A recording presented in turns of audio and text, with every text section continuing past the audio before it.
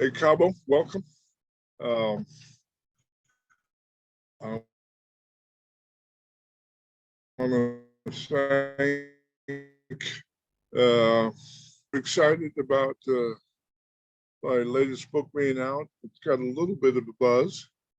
Um, I know I'll probably repeat this later. I know it feels like I'm kicking a dead horse a bit in terms of going over this material repeatedly. But I think and that based on almost 40 years now of studying Odu Ifa, that in the diaspora we're suffering from a slight misperception. I don't want to say what we know is wrong. I'm saying we're not fully aware of the depth of the material available in that body of wisdom. And so I've really been, I would say, pushed by spirit to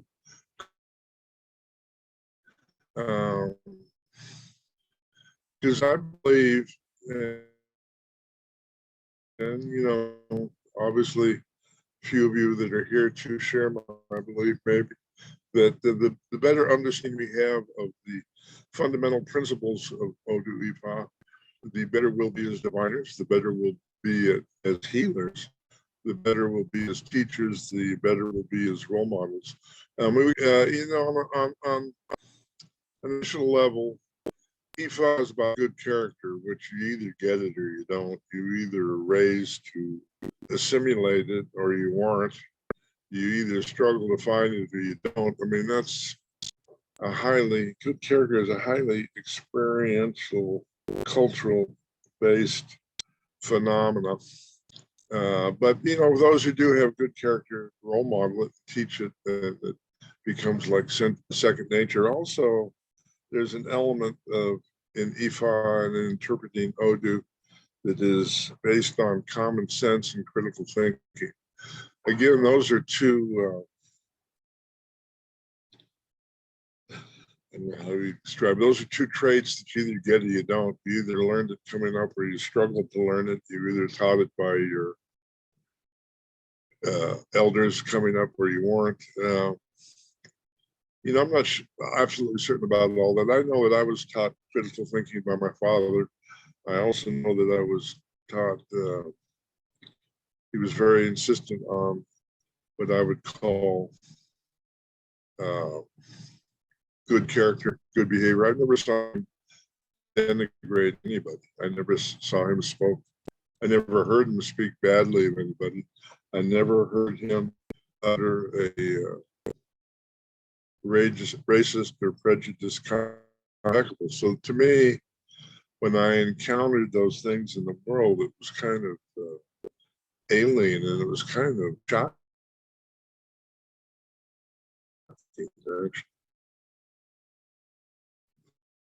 So having said, you know, the inspiration from the ancestors at that level of good character and critical thinking and get value, there's no doubt, absolutely. But I would also argue that there's deeper levels of understanding of the verses, and it's those deeper levels that I would encourage people to consider and aspire towards understanding, and is what it is that I'm inclined to lecture on. So what I thought I'd do, here's my plan, and I'll hopefully get some feedback on it. I was going to lecture on this topic every Tuesday and Thursday for the months of August, and then every Sunday do Q&A on the things that I talked about earlier in the week. And the reason for this is the book is, I think it's over 500 pages. I know it's over 500 pages. You know, that's probably a third of the material I could have put on each topic in terms of the research I've done. And so I wanted to have an opportunity to kind of go through the book chapter by chapter and number one, make sure it's clear, but number two, can everybody still see me? My connection seems to be unstable. Are we good? Yes. All right. So, oh, Gerald, Ruth, welcome. So I lost my point. To do a deeper dive into each of the topics that I cover in the book and really share some sense of really wonder over the amount of material that's available on each of those topics. I think I might explore that a little bit with the first chapter and then do kind of a quick overview of the entire book before calling it a session. But there is in Odu Ifa what I described as the retention of extremely advanced science that was well known throughout the continent of Africa in ancient times. And I'm talking about a long time ago. Clearly we can document civilization in Africa 200,000 years ago. Well, the reason we can do that is that in South Africa, there are mines that were clearly being dug with human intervention. And there's 150-pound catfish in the food pits in those mines. And those catfish have been extinct for at least 150,000 years. Am I right about that, Lavinia? You know about the ancient oversized catfish in South Africa? I'm sorry, Papa, I don't know about the catfish in South Africa. It's all right. The point is there's clear documentation of that. And the thing that's interesting too is next to some of the ancient gold mines, there is evidence of mining of mascara. So 150,000 years ago, women were using makeup, at a time when historians tell us they were in loincloths looking for dead animal carcasses. So there's a disparity in the narrative that I'm trying to clear up. So the retention of advanced science in ancient African cultures, I want to touch on that briefly because it's a subject that has been on my mind the last week or so. If we look at the stone monolithic structures in Peru, and if we look at the stone megalithic structures in South Africa, if you take the ancient sacred texts, and if you take them seriously, meaning if you believe what they say, those structures were designed to create gold, not to mine gold, to create gold. Think about that for that statement is clearly expressed in Zechariah Sitchin's books throughout the books. I can't remember. What's the name of the stone city on the lake high in the mountains of Peru? Machu Picchu. No. Yeah. It's not Machu Picchu. That's a different thing. There's a city that was surrounding the lake. I forgot the name of it. In any case, there's stone structures there. They look like giant Lego blocks. What do you say?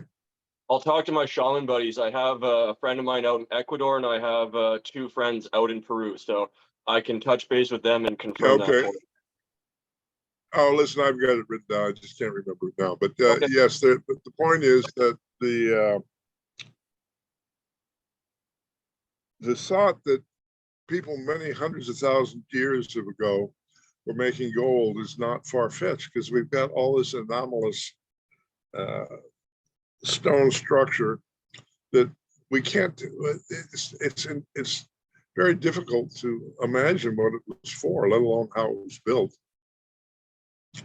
But I want to put that into perspective. All right. So here's my belief. And I think it's, if we look at the Ifa creation myth, we have the story of Obatala coming down on a golden chain. Notice golden chain. Gold is one of the sources of iridium, which in the book Wakanda is Real is known as vibranium, which is Latin for coming from the brain. It's a way of expanding consciousness. So iridium, or the gold chain, symbolized the Ifa creation myth, brings Obatala down to the earth, and Obatala, when he comes to the earth, finds that the earth is a big ball of water, arguably, possibly gas, certainly most likely plasma, but in any case, there's no landmass on the earth in which to live, right? So Obatala takes dirt from his magic pouch, he spreads it on the water, and then he drops the ikin into the dirt, leading to the sprouting of a palm tree. So the ikin, representing symbolically in terms of Odu Ifa, is the seeds of life. The seeds of life. It's not just the seeds of the palm fruit, it's the symbolic tree of life with the seeds of life, right? So Obatala plants those, I skipped a step. Before Obatala plants those seeds, he puts the five-toed hand onto the earth, who then scratches the earth and the earth spreads. Clear reference to Oshun, Oshun being a clear reference to fecundity or fertility, Oshun being a clear reference to the ability of forces in nature to interact in a way that creates really the process of evolution. So we have Obatala, the spirit of consciousness, accessing the Ashe of Oshun to spread the earth over the waters of the earth. And then he takes the ikin and drops them on the earth, plants the tree of life, and then he gets drunk and falls asleep, right? That's an often misunderstood aspect of our creation story. But if you look at the idea of yin yang, too much yin, too much yang creates imbalance, right? So the yang aspect of creation, represented by Obatala, reached its limit, and at that point failed to be productive without the corresponding balance of Yemu, or the female aspect of Obatala. So what that's talking about in symbolic language is the union between structure and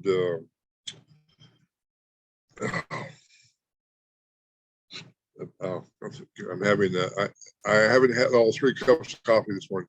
Between dynamics and structure, there it is. In other words, the dynamics is the electronic or electrical impulse of creation, and then structure or form is the shape that structure morphs into. So we have that story. We have a story of that process. Symbolically, I would say, and metaphorically, in the story of Obatala and Yemu coming down the chain of creation. All right. So here's my question for the day. I think that really certainly stimulated my curiosity around the whole question. What is that story telling us? Anybody? Jonathan, what is that story telling us? Well, that story is telling us that rest is one of the most important parts of creation, right? So it's that resting to allow the work to be done, because there's only so much effort any one person can ever exert, right? It's that essence of surrender, right? You do your work, you let it go, you let your prayers work, and then you rest and see the results work for themselves. Yes, good. I agree. There's another principle at play here. Iya, but do you want to take a stab at it?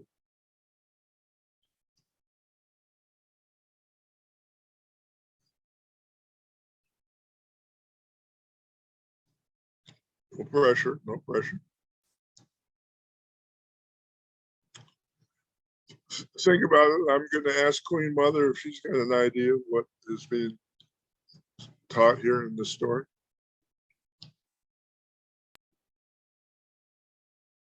I'm not sure about your Yeah, let's not want to put interpretation. people.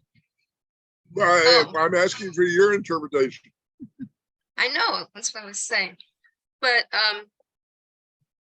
Obatala is the life, the light, the source. Mother Earth is the yoni, the fertile land. The seed is the hen, the seed, that's the sperm. It's all earth, wind, fire, water. It comes up and makes what everything is made of, us.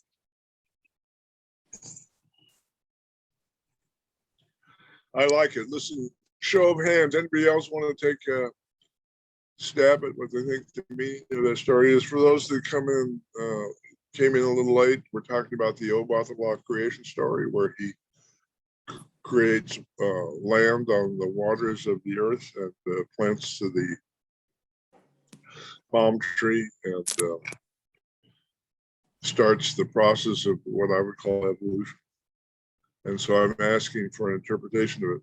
So the point of my book, Wakanda is Real, is that story is referring to beings that came to this planet to engage in the process of terraforming the planet. Hello? Creating the earth. Now that's kind of a radical statement to make, and I get it.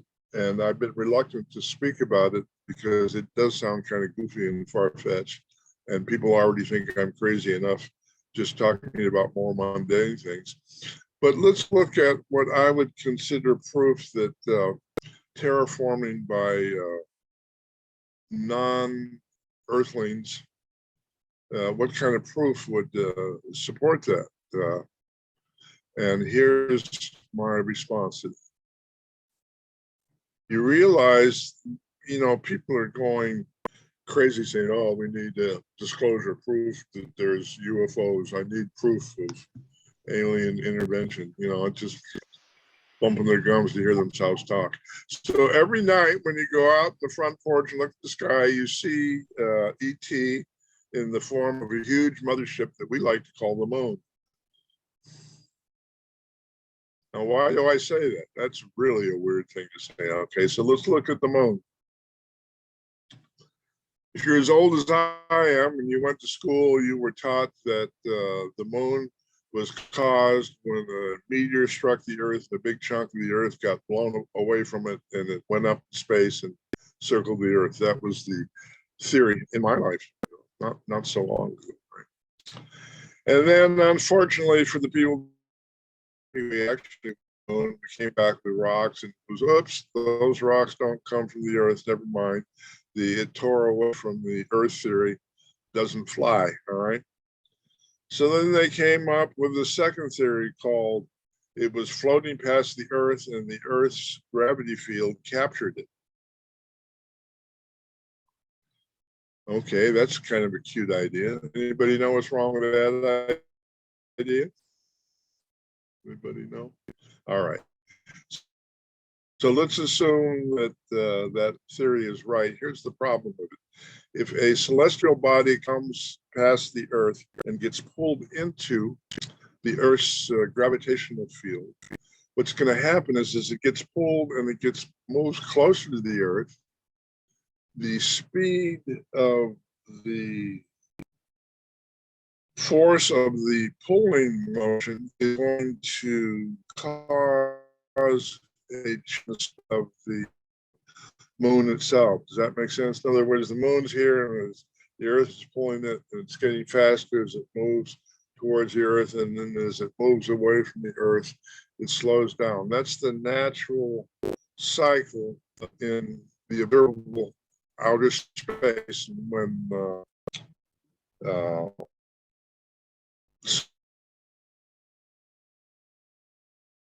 celestial body alliance. Okay, that makes everybody still hear me? I'm getting all right. So here's the problem.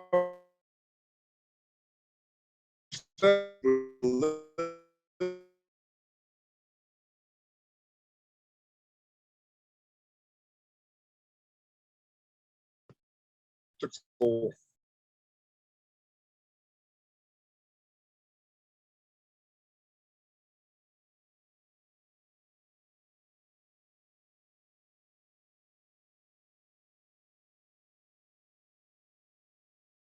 that some position that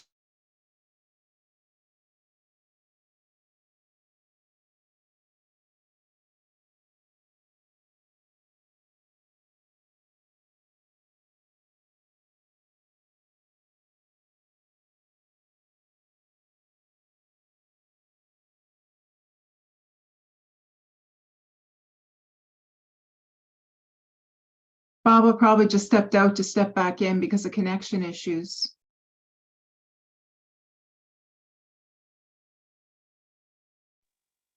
Experiencing some technical difficulties.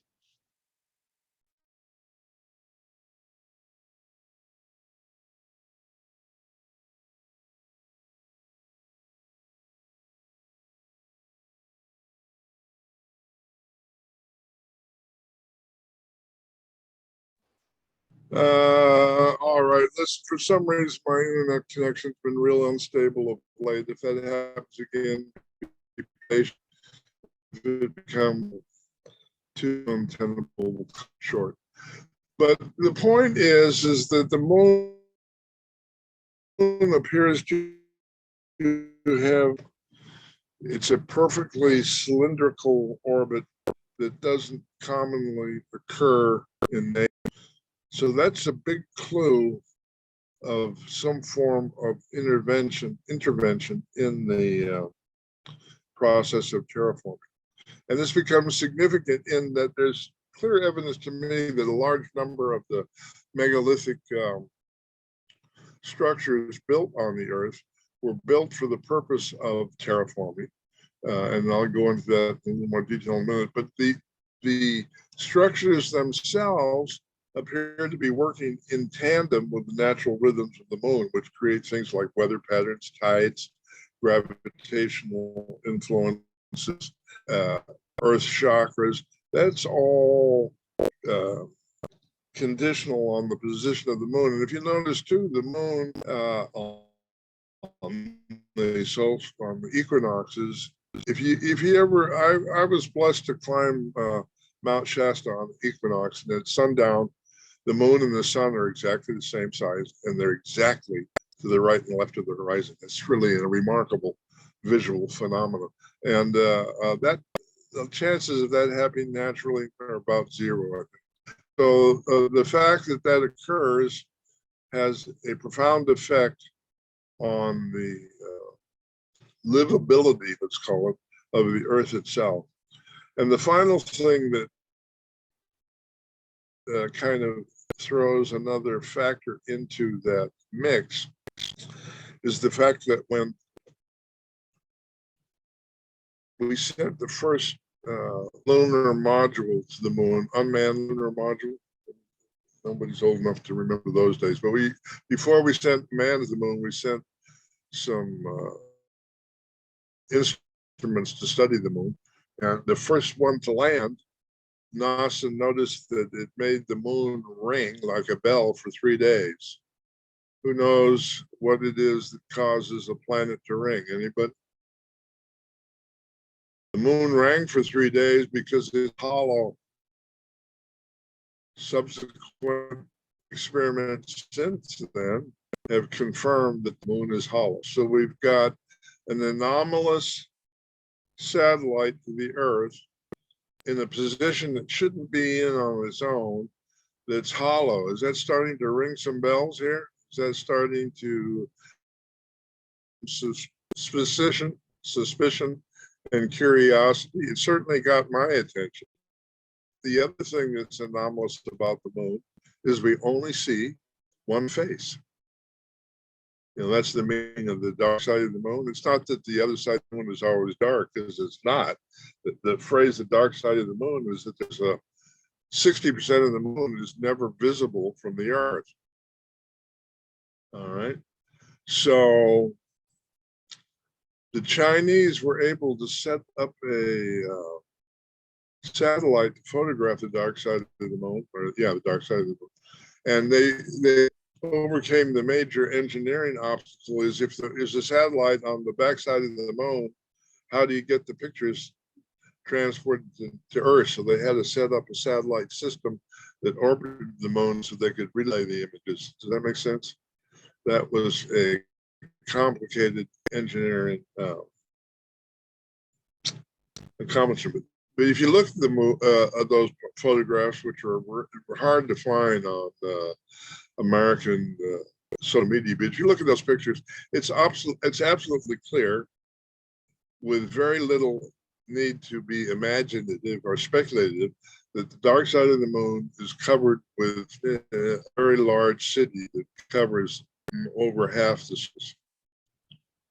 It does not look like the visible side of the moon. I don't know. I find that a bit odd. So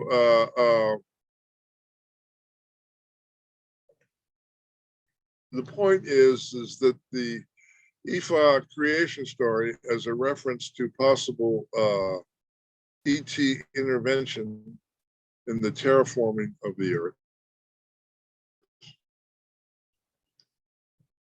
You know, it's a cute story, it's an inspiring story, and there's also the possibility that might be true if we look at that from an objective perspective. All right. So that was the first chapter of the book, Wakanda is Real. And there's a lot more I want to go into. I'll probably do that Tuesday. But I would like to know, is there questions on that? Anybody think that's totally wacky?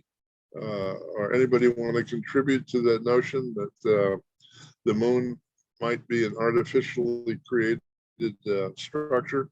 You know, the other thing that confirms that is, I don't know if you know, but there's two, just give me a second, Jonathan. There's two moons that, I don't know, there's 6 moons that surround Mars, but 2 of them were only discovered less than 100 years ago, called Eros and Phoebus.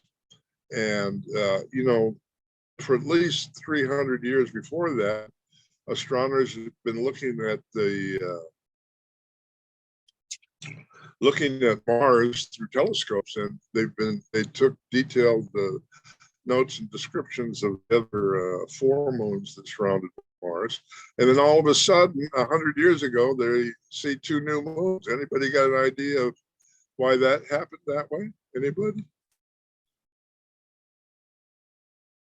Let's use critical thinking. Let's use some logic. How come we only started seeing 6 moons around Mars 100 years ago when previously there was 4? Anybody? Okay, so the obvious answer is because over 100 years ago, they weren't there. Hello?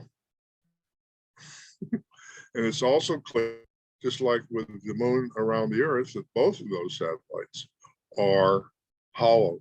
And then one of them, there's clearly a very tall obelisk with square edges. You know, square edges don't occur in nature. So there's reason to believe that those moons are fairly recent additions to the Mars landscape. All right, so Jonathan, you wanted to say something?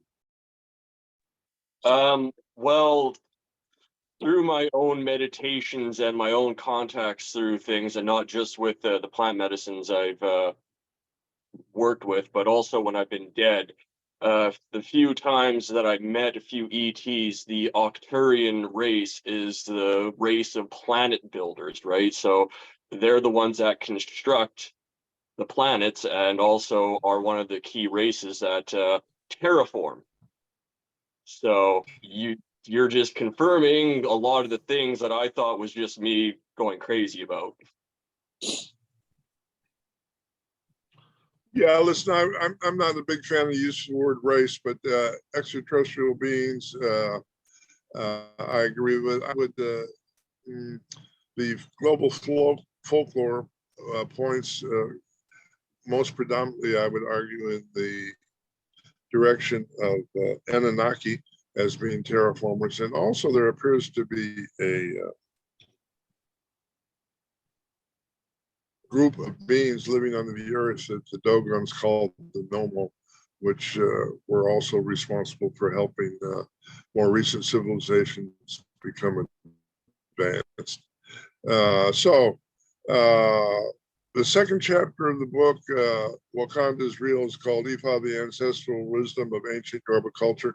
What I tried to do in that chapter is show how that these global myths, these cross-cultural myths, these stories from different parts of the world in different times in history are clearly reflected in the mythic stories associated with Odu Ifa. When I say myth, you know, sometimes people think myth is kind of a derogatory term, meaning possibly not true.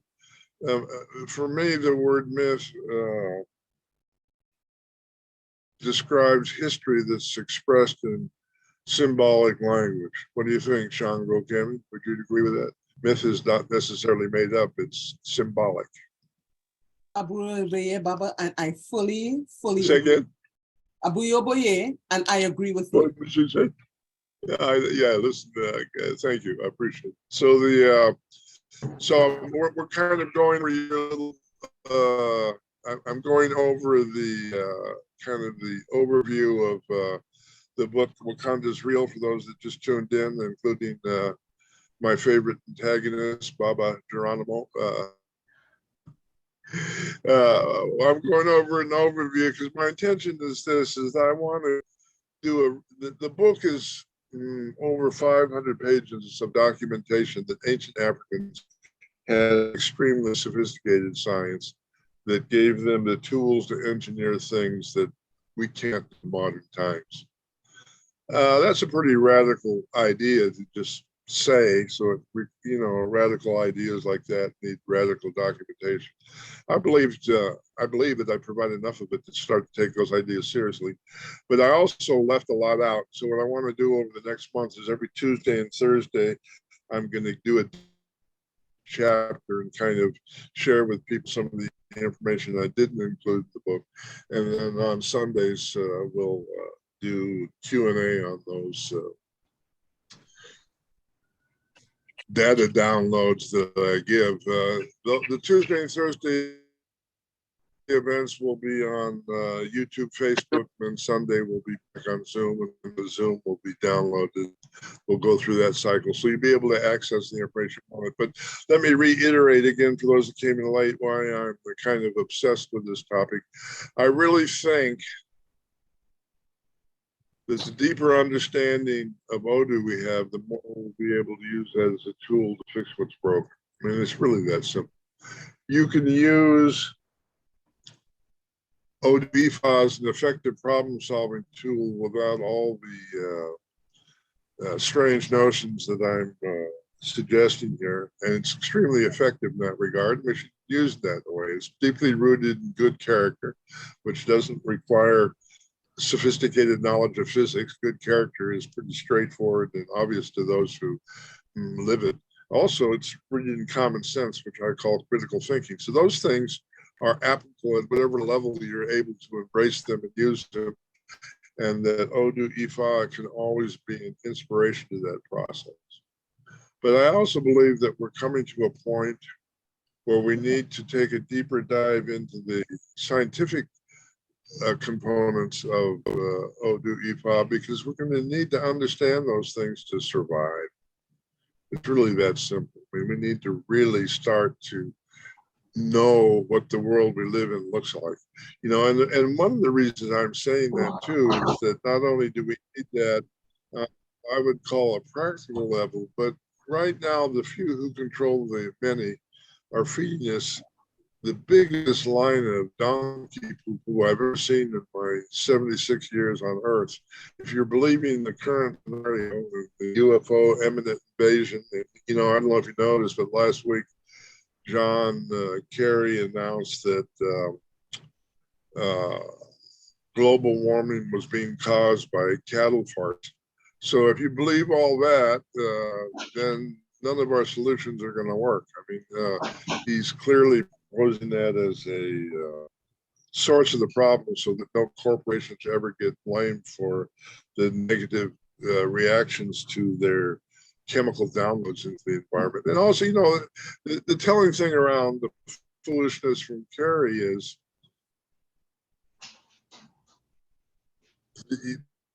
there was a study done in Australia where the carbon footprint was measured, and it was also proven unequivocally that all that excess carbon was absorbed the trees in Australia. So there's no pollution and no global warming caused by industry in Australia. That's provable. So why don't we use that information and apply it to the rest of the world? So you say, but how would we do that? Blah, blah. Stop cutting down trees in the Amazon. There's a good place to start. But who's suggesting that? I would argue nobody. And I would further argue that the corporations have convinced the president of Brazil to take over all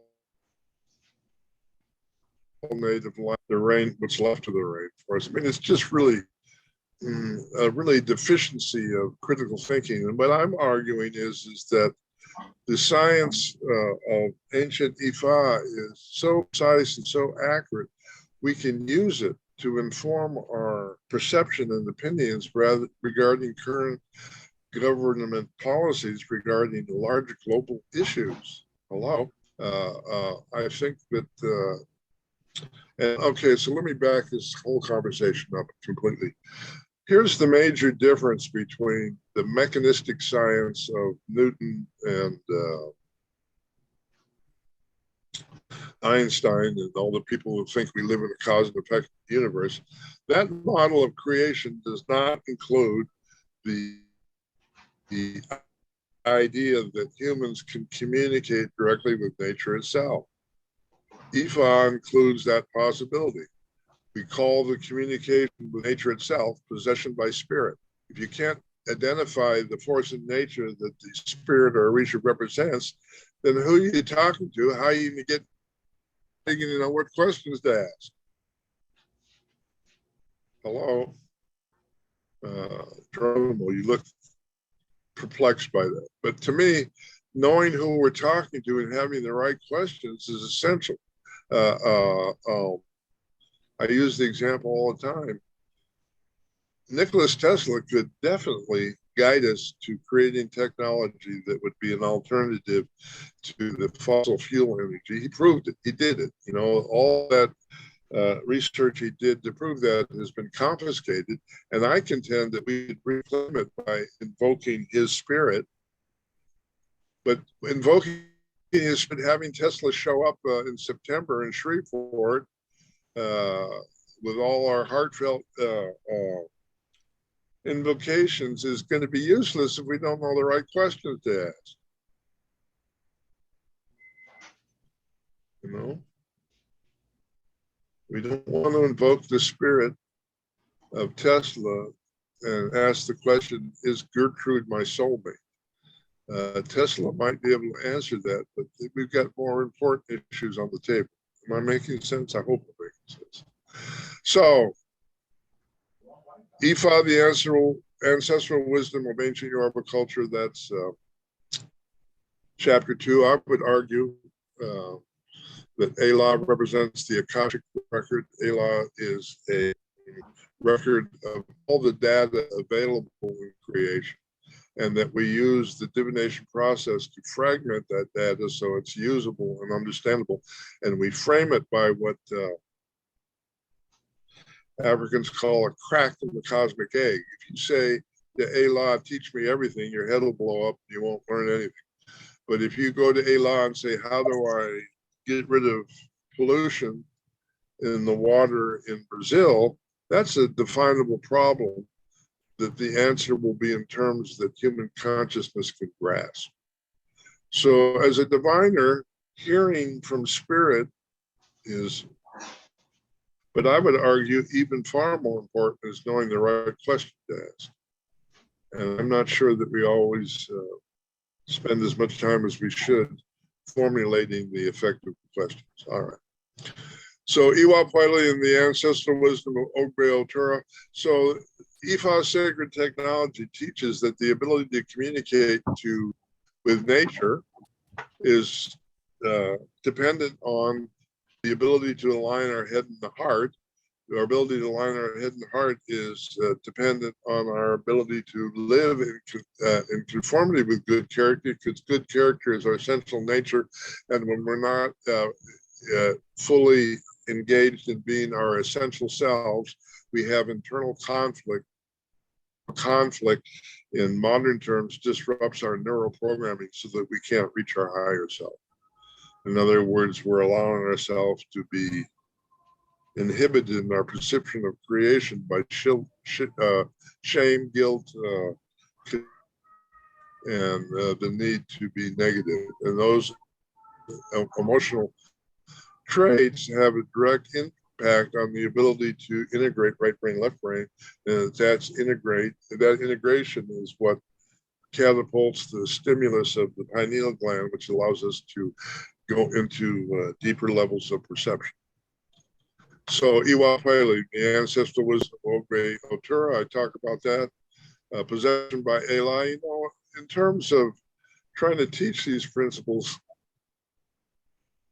I don't know how to, it's hard to speak about this without sounding judgmental. So I'll just say I'm saddened by the fact that a great many people in our faith in the diaspora don't believe that we can go into possession with Eli. I'd have to say that a great many people don't believe we don't even know that Elah is a thing, you know. But the truth is, Elah is at the foundation of Ifa. Orunmila is the historical prophet who taught us how to communicate with Elah. Orunmila taught us that Elah is a shapeshifter, so that once we connect with the spirit of Elah, which represents the opening of all 256 portals of communication with spirit that's available to us through our Ori, once we open all those portals but once, then we can use the power of the word to shift those 256 openings into specific areas of concern.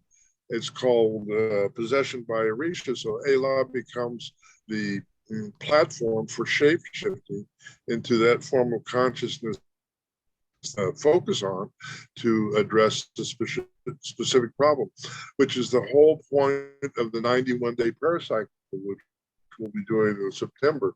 We invoke Elah, and if you remember the process first, we go into possession with the Elah, we throw the Odu to see what the nature of the concern is for the next 3 months, and then we allow the spirit of Elah, which is already present in the room, to redirect his consciousness to the consciousness being expressed in the Odu that comes for the divination. Is that clear to everybody? Do I need to explain that more? All right. So then I go into the Yoruba creation myth, which for those who came in late, I explained a little bit in depth earlier, but it's my take on the Yoruba creation myth that it represents the Yoruba account of non-human entities coming to Earth to terraform the Earth. I gave my reasons in terms of physics and science and the nature of the moon to confirm that. But I would also argue that if you look at the really one, it is a 6-hour interview between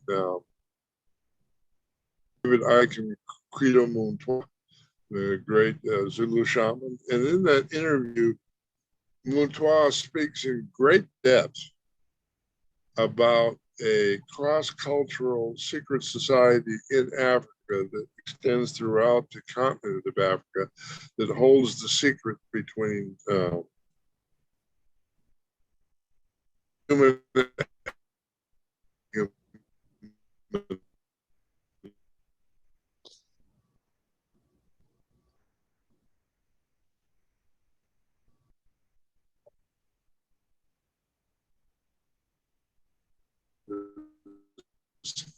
at the time I was unable to, and I can think system. So, you know, this is just not me speculating on the written word. This is me speculating on the written word coupled with guidance from African elders. Hello. I also, in Ile Ife, have been able to study it in more depth, but I was also taught the first stages of how specific invocations are used to call on non-human entities to help in the resurrection process of Ifa funerals. I mean, it's a real thing. I mean, they were teaching me how to do it. I mean, if you know anything about culture, it's extremely practical. Surviving in Central African rainforest is no joke. You haven't got time to be making up stuff to fool the visitor. It's my experience that adept Ifa priests in Nigeria say what they mean and mean what they say. There's not a lot of room for foolishness, fantasy, or deception. So when they showed me these things, and they also showed me a thing that was, I still don't understand it, but they said that the ETs that come to help with the funeral process are covered in hair. They're small, so when they come, they grab them and they grab some of their hair and put it in their medicine bag, because frequently when they come and they do the Yariki, they can't see them or not to help in the process.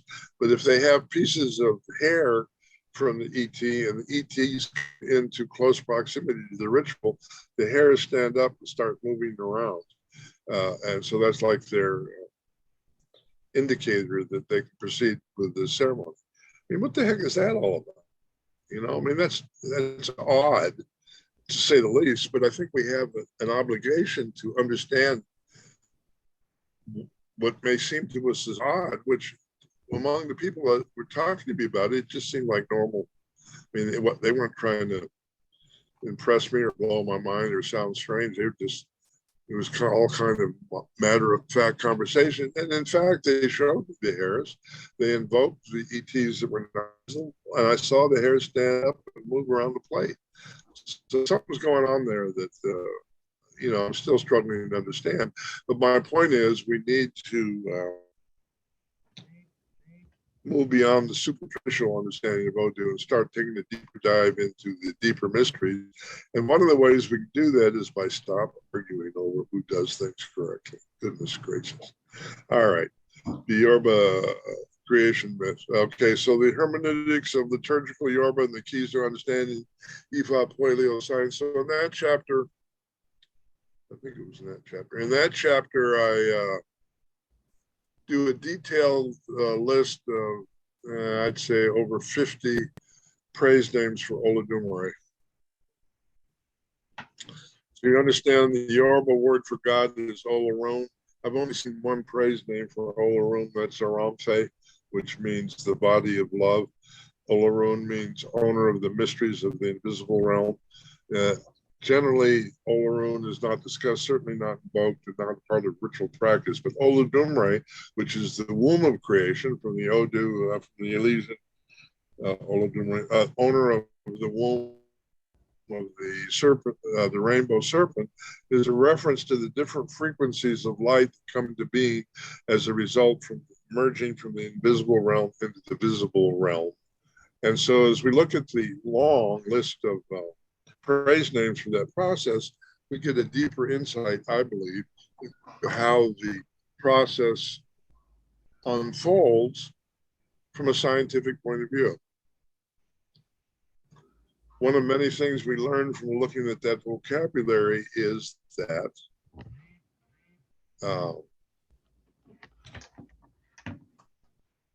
gravity holds the pattern. What that means is anywhere you go in creation where there's gravity, there's movement towards evolution. That's what that means. You know, in the mystery of gravity, which is part of the mystery discussed in the context of Iya. I mean, do you all see that movie about the group of African American who plotted the trajectory from Earth to the moon? It was a Kevin Costner movie. What was that called? You remember seeing that? Okay, so it was a story about a group of three, actually, African American women who were able to plot the trajectory of the moon. They didn't go into a lot of detail of the problem, but here's the problem, right? So we know that it takes 9 minutes for the light from the sun to get to Earth, right? We all know that. We know that the speed of light is 186,000 miles a second.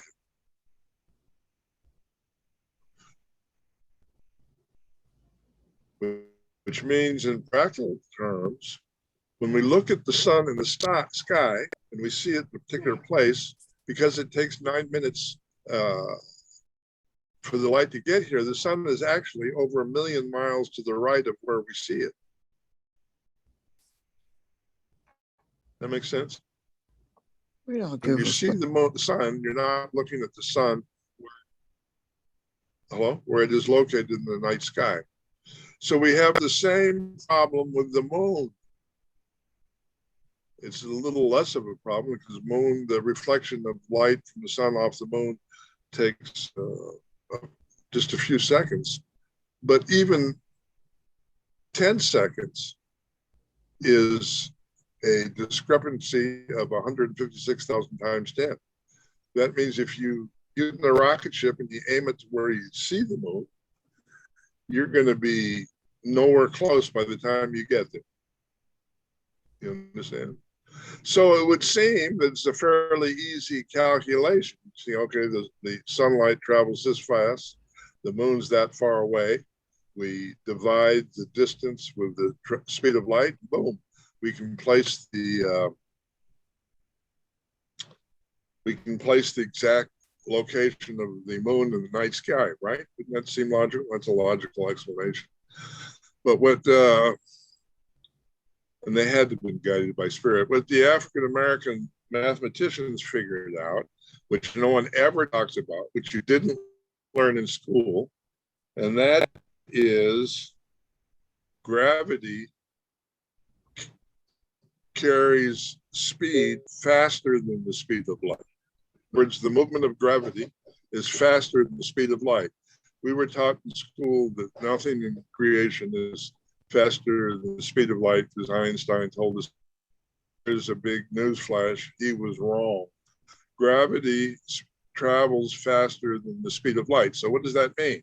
It means when the reflection of light from the sun to the moon to the earth, traveling at 186,000 miles a second, hits the gravitational forward field of the planet, because the gravitation is traveling faster than the speed of light, the perception of the time it takes to hit the earth moves backwards in time.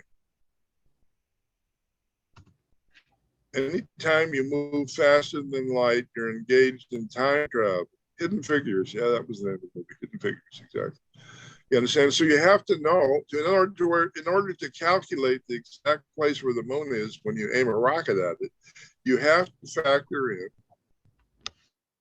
the speed of gravity. And because gravity, let's see how to explain this better. So if it takes 9 seconds for the light of the sun to reach the earth, when it hits gravity, that 9-second delay is reduced a lot. So it's no longer 9 seconds out of sync, it's maybe 2 or 3 seconds out of sync. And there was some ancient Euclidean geometry that factored that in, that the women of NASA discovered and researched and used it to get us to the moon. So my point is that wisdom, I believe, is coded into Odu Ifa, certainly available to us through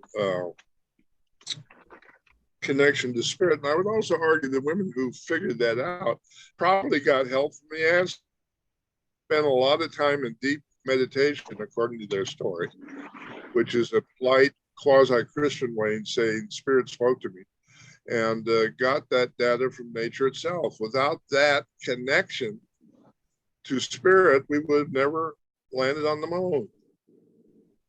This is not complicated. Or so I'm arguing. All right, so where are we? And for those that are new coming in, I'm going over the table of contents of my new book, Wakanda's. I'm going to go, Fernando, I need you to press this, Fernando. Press mute. Ellos son como del Egbe. Bueno, ahorita no ponen su foto. Hassan, Está bien chido. you know, it's Hassan. Hassan, please press mute, Hassan. Mute. Okay. Muchas gracias. All right, so we're going to wait for no, somebody else is talking. Spanish. Fernando, por favor, no más palabra con tu computadora. S'il vous plaît. No te preguntando. Gracias. Hola. All right, so I need you to turn off your mic, Fernando. Hello, good morning, Baba. Good morning. We can hear you.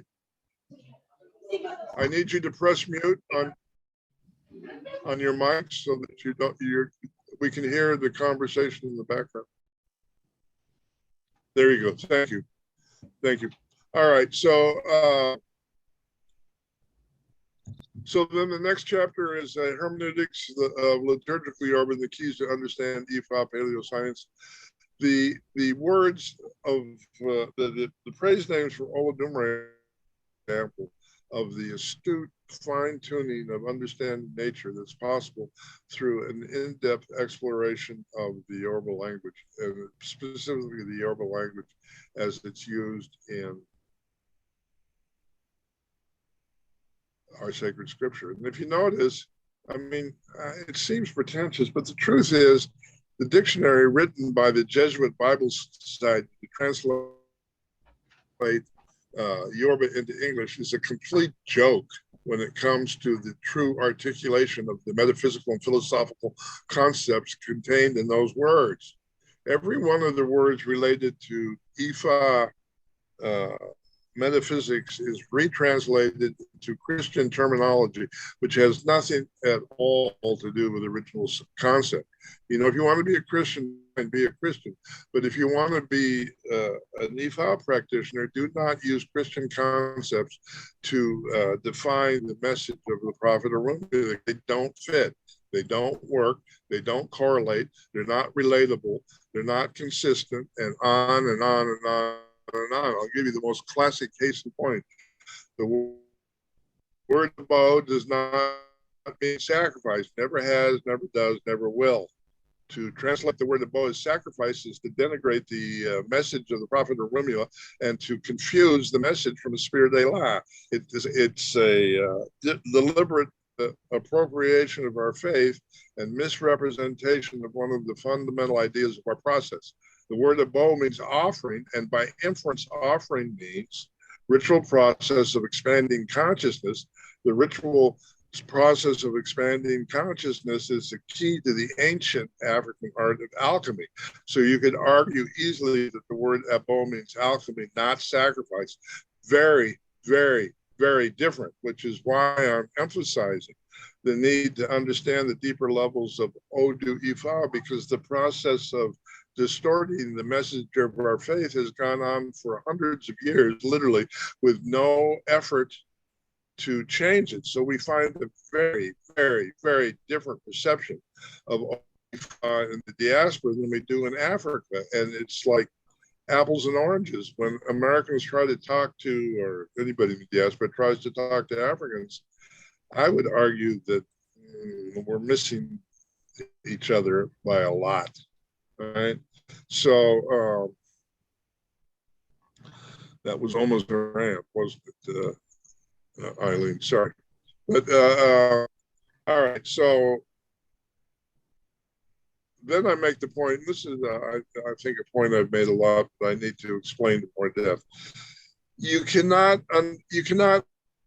translate Yoruba words from liturgical Yoruba that are related to Odu Ifa if those words are grounded in quantum physics, not mechanical physics. And if you don't understand mechanical physics, you will have absolutely no basis for putting the Yoruba words into English. None. You can't do it. It's not possible. You know, quantum physics, as it was developed by David Bohm, is based on the idea that the physical universe is conscious. Same idea as Odu Ifa. So it takes his definition of scientific principles to even begin to translate the liturgical Yoruba into English. Use any other system of scientific explanation, you're going to miss the point every time. And I would argue that the more we understand the scientific principles that are expressed in Odu, the more we'll be able to access alchemy as a methodology for transforming reality. You cannot become an alchemist if you don't believe alchemy is real, and you cannot become an alchemist if you don't understand how the alchemical process works. Odu Ifa explains that to us as clear as a bell. It's absolutely no doubt about it. I see it clearly in Odu Ifa. I learned it from my family coming up. We had a school in alchemy, same concepts, different language, that's all. And even the language isn't that difficult because the Chaldean language of Hungary influenced the Sumerian language, which influenced the Egyptian language, which influenced the Yoruba language. So with similar linguistic concept, as far-fetched as that might sound. All right. So the engineering of Ifa paleoscience is a part of alchemy. Ifa oral scripture and the rebirth of Iwa Pele. And then the next chapter, Wakanda is real. So I make the point that in the movie Wakanda, vibranium is iridium. Iridium is called shewbread in Coptic Egyptian. Is called mana in Hebrew. And in Ifa, it's called Ephun. We have Ephun chalk as the substitute for Ephun iridium, but be clear, it's a substitute, not the same thing. All right. So then we have the deliberate suppression of Ifa paleoscience. That's a topic that'll put me off on a rant easily. There's a direct line of suppression of the wisdom of ancient Africa that I can trace back at least. I can trace it back, but suppression clearly 2,000 years. I think it goes back much further than that. But I think it's important to at least have some sense of how that data is being deliberately suppressed, because the people that are suppressing it because they understand it, don't want you to understand. It's really that simple, all right? If you really understand Ifa quantum physics, you'll know that geometry carries consciousness. It's hard listeners to get. Hello? Yeah, do you want to say something? Geometry carries consciousness. So the shape of the pyramids carries consciousness inherently. It doesn't need a plugged electrical circuit for the pyramid to generate information. It just needs to be there in the shape that it's in. So we have in Odu Ifa a two-dimensional representation of three-dimensional geometric patterns. And I would argue that the two-dimensional symbols of three-dimensional geometric patterns carries the same ability to access streams of consciousness that the geometric pattern does. That means every time we mark an Odu on the Ifa tray, we're opening a portal to a stream of consciousness. And if you don't know how to access that stream of consciousness, then we're just doing drama. You know, the stream of consciousness is there and readily available. And it's the same two-dimensional symbolic network that is used to computers. AI was built into the system, the first computer that was built. And I would argue that many people that run computers and build them are not aware to the extent that that's true, and that if we really the nature of Ifa science, we have the tools to deal with the built-in AI systems that threaten to take over the system without our input, and not necessarily, in my opinion, not a good thing. All right, there's already signs of it. So I'm going to talk about that in that chapter. Yes, the Odu Ifa and the metaphysical principles of creation. That was more or less what is available. The lecture series that was sold on the Egbe page about the Odus, the meaning of each one. All right, censorship, the control of the few by the many, and Ifa prophecy. There's absolutely a deliberate effort to Please, I don't like this. denigrate that information. I'll give you Just got laid off. Yes, sir. I need people to press mute, please. Sir, white sir, I wouldn't advise it. Yeah, please press mute. Baby Jesus, no. All right. Iya Aduni, would you please press mute? Please. Oh, damn it. All right, so I'll try and talk over it. Legal slap. Yes, the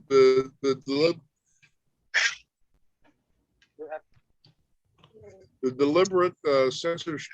Yeah, Aduni, would you please press mute? We can't continue with this lecture until you do that. I really need you to press mute.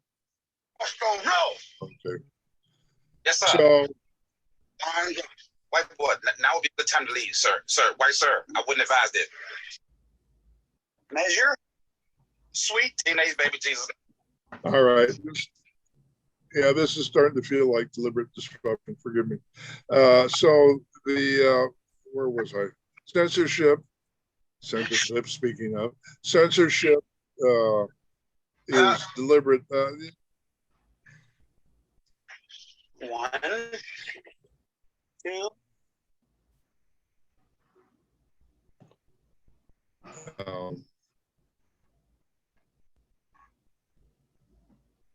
All right.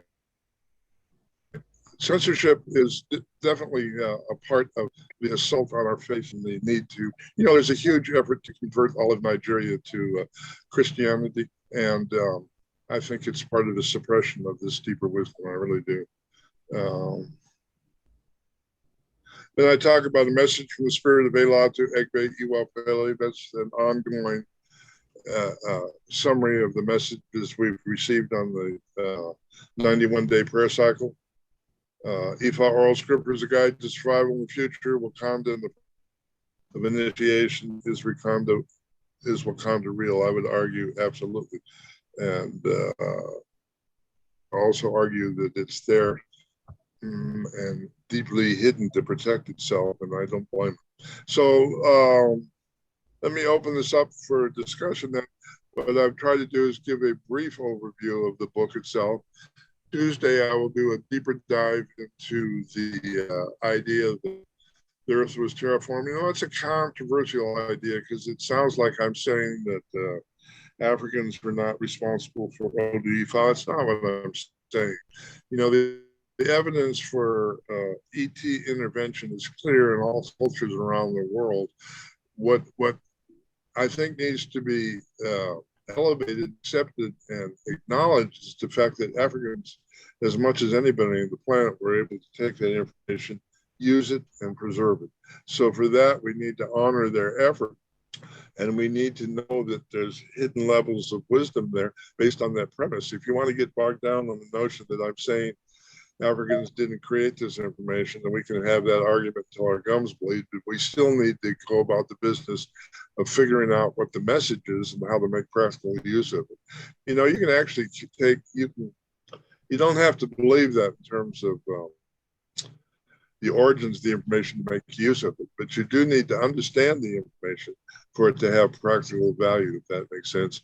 Fabi Farhan, do you want to comment on that, Baba?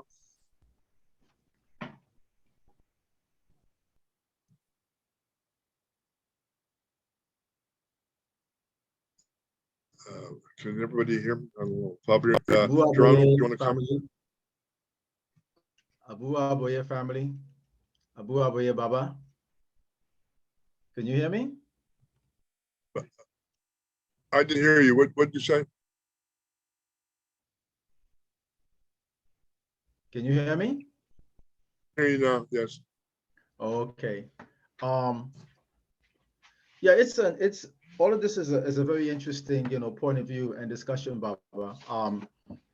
Well, we're going to have to deal with certain facts when it comes to the ethics of individuals who do not practice ATR, who don't feel that Africans had disability.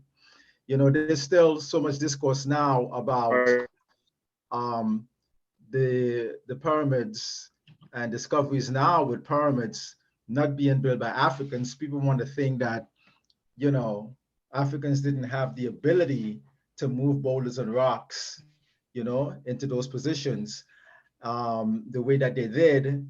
And like you said in many discussions, you know, to the minutest of math in putting cinder blocks in those positions. Now we've come to see that they're not just pyramids in Egypt, but all over the world. There's pyramids on basically every continent, right? Yes. With now the recent discovery of a possible lost city off the coast of Cuba. Wow, isn't that interesting? And you're not really hearing about that in the major news at all. You know, you're not hearing that discussion at all. It's as if you don't follow these types of phenomenon outside of the major news, it'll never be discussed. But one of the more interesting things Right. I noted was when you said that you had put in the new work the praise name Olumare 50. I was wondering if there was a connection with those praise names, because in the Shango tradition we do some Kabbalistic work, and you know there's the 72 Hebrewic names of God that comes out of Hebrew that is dealt with in the Kabbalah. So in doing this work, Baba, Yeah. did you find any sort of correlation between the Hebrewic names of God and the Yoruba names that you came up with? Ashe.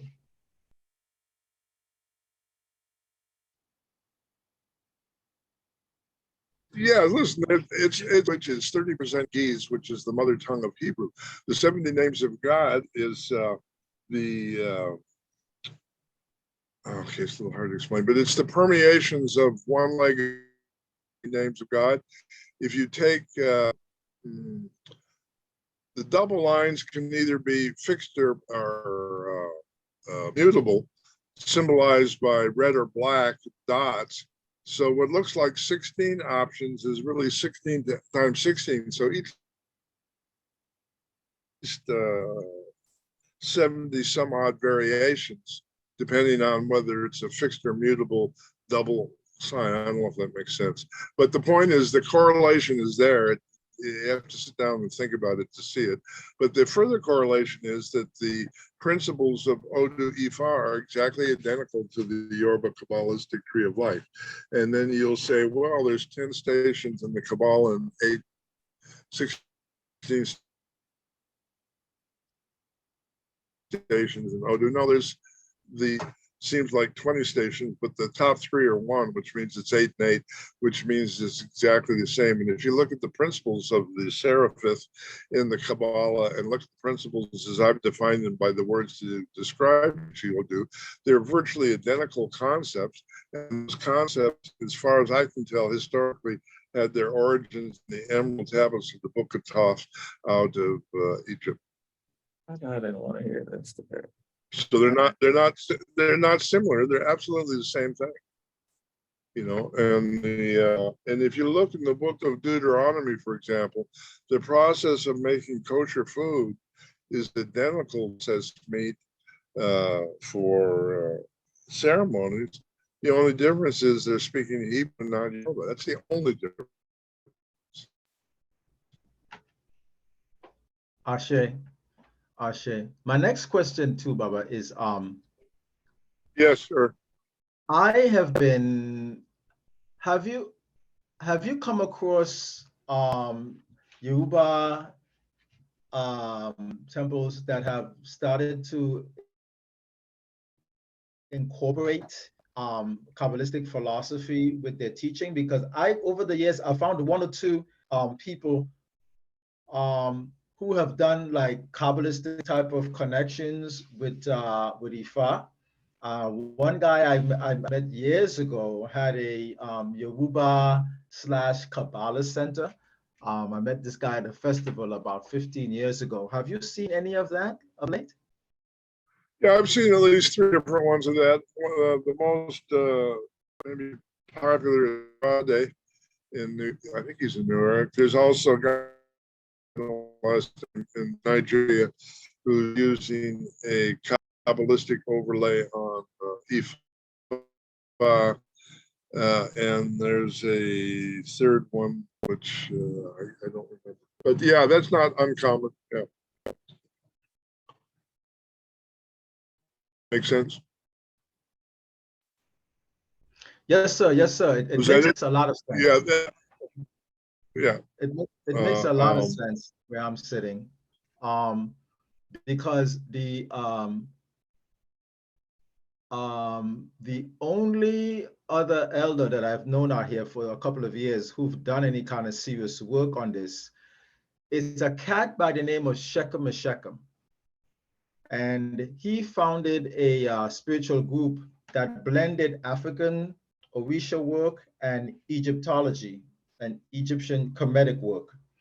And he had his people go through like an initiation system where they would do, it would be completely like more on the Egyptian side, the Kemetic Egyptian side. And I had a few friends who were involved in his organization, and they would actually get mounted by the Egyptian gods, and they would have the similarity with Ogun, Shango, Yamaya, Oshun, etc., but they would be more on the Egyptian side. But it required a lot of heavy meditation work. And the women were more adept at getting mounted and going in possession than the men, because one girlfriend of mine who was a part of that organization said that the men didn't really want to do the work. And the women would be the ones who would really do most of the work. And when they got together and they did temple, a lot of the women would go into manifestation. They would go into possession and they would bring down the Egyptian gods on them. But whereas only a few men would do it, but it required a whole lot of discipline in terms of the work that needed to be done. Similar to how you've discussed working with Allah in our Egbe. Ashe. Well, say the name of the group again.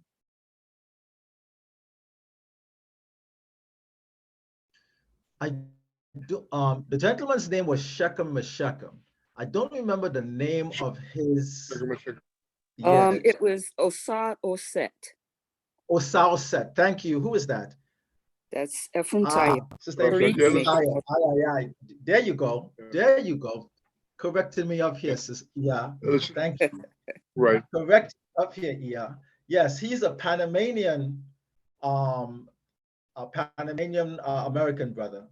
And I believe he did I believe he was initiated as an Orisha priest, but he moved away. I could be mistaken, but he moved away from Orisha and went into the full African Egyptian philosophy. Ashe. I'm familiar with him. I met him. It sounds like it's related to Sekhmet, which is the one of the few well-known female pharaohs, which my family in Transylvania claims to be related to. It's hard to verify that, but certainly that's part of the family oral history. So yes, the correlations are fairly exact. I think we must be having a bad. We're losing a lot of people, but let's plow through here. Cedric, did you want to say something? Ashe, Baba, no, I don't have anything. Okay, Ephraim Tile, did you want to say something?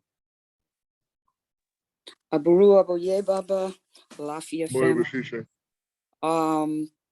I'm just really grateful that you are pulling all of these pieces together. When I look down my spiritual walk, I have walked in so many different places, and Ifa brings it all together.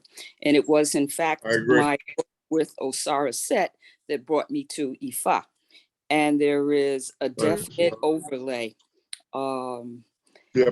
And I just feel like as more of this work is being done by you and by others, that elevates the understanding of everyone.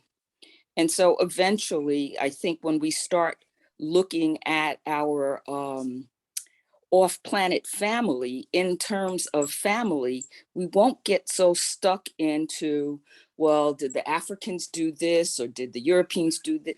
We had assistance, but we are all family. We are all part of the cosmos. So once we get past this sort of limited way of thinking, I think people can drop all of those who did what first. And that's you know, part of the unity consciousness. I agree. Ashe. I think the who did what first question is moot because there's no way to track it. The history goes back so far. It's like what we're calling different ethnic groups. I doubt even existed 200,000 years ago, maybe. But it's a question that doesn't. If we were able to, I'm not sure it would be productive or necessarily mean anything. We still need to know how to work the system. That's the point. All right. So, Eileen, did you want to say anything further? No, Bob, I'm good. Thank you. It's an awesome conversation. Hassan, William. I'm good, Bob. Thank you. Good today. All right, I'll give Jonathan the last shot, unless iPhone, I don't know who that is, wants to say something. Yeah, I'm just I'm really grateful for the class. Don't mind me.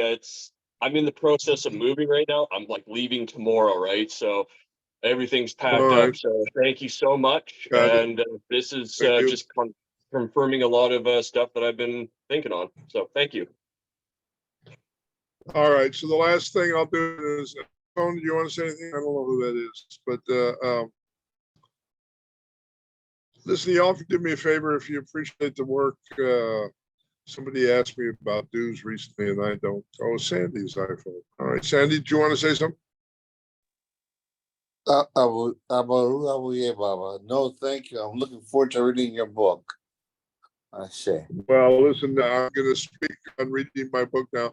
Y'all can do me a big favor if you appreciate the information that I've hobbled together here. Buy a copy of the book for yourself and buy a copy for a friend.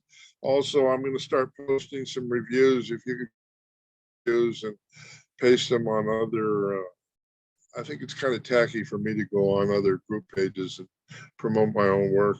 But it's less tacky if you all help me with it. If you enjoy the book, we're going to set up a section just for a discussion of the book on the Awo Falokun website. Thanks to Eileen's great skills in that arena, and I'm hoping people will contribute book reviews. Looks like Eileen's frozen there. I hope she can hear me. Last call for questions. Denise, do you want to say anything?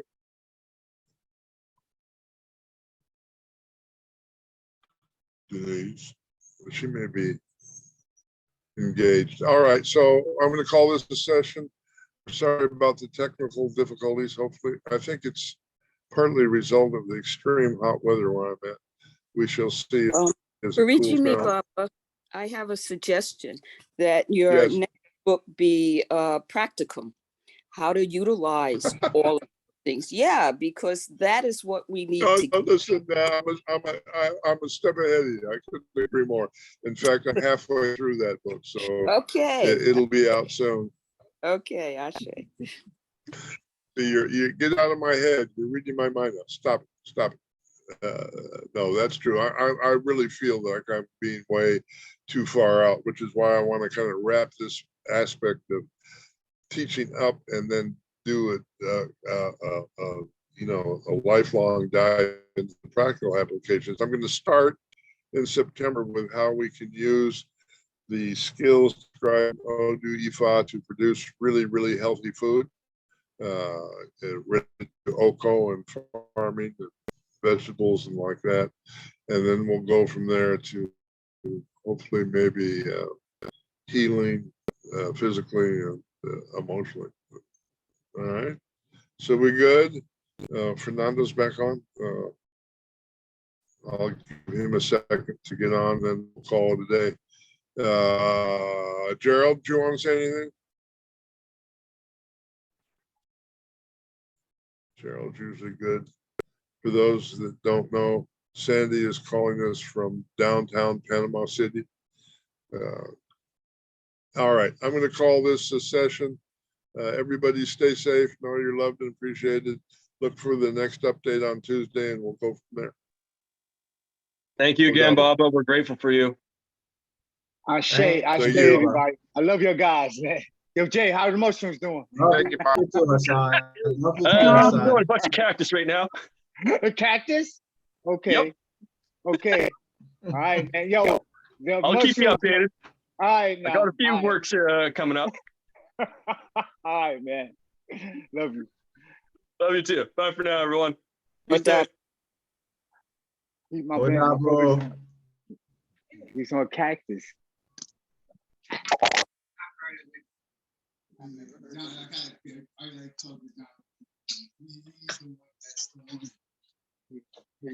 Keep me updated. I'm doing too much now, right? No, we're not. I'm talking about the cactus stuff. It just do stuff to me. I'm like, hey, yeah, he's been on it. He's like, yo, he's so full. I'm like, catch you. You like catch up, bro. Yeah, Yeah. that's what they tell me. That's what you're like. Catch up. Yeah. I'm trying to catch up every day. Sure. It's still Wow, behind. that was a hell of. I mean, just That's the only piece I got.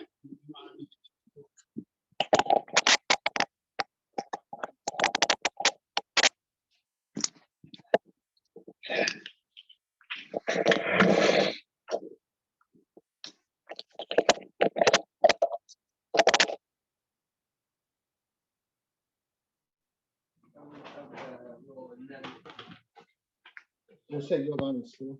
No. No, you're going to the house. You're going to the house. So yeah. You gotta give them pineapple bunny.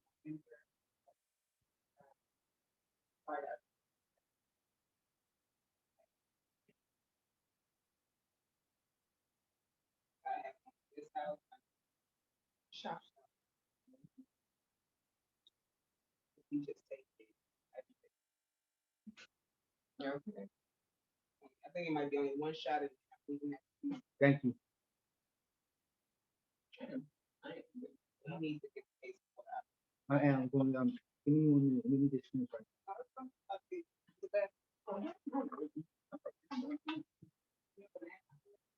Yeah, one banana.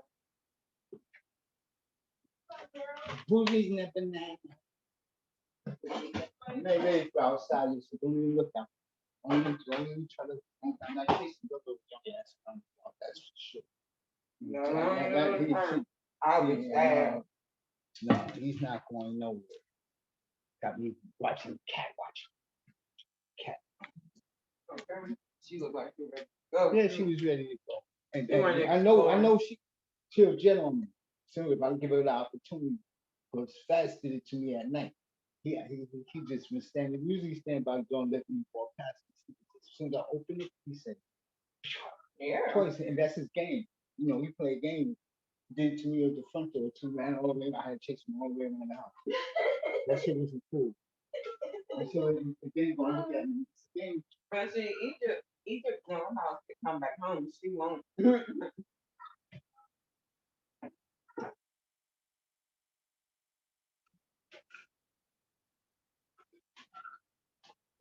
might.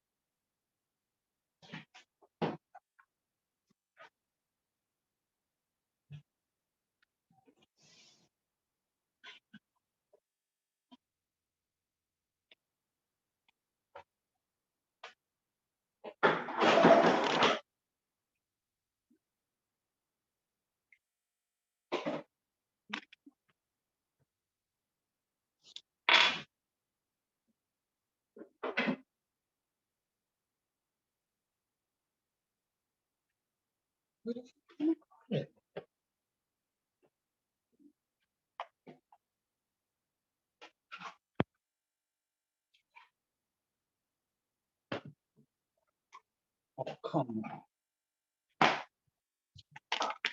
Oh, thank you. Mhm. Yes, ma'am.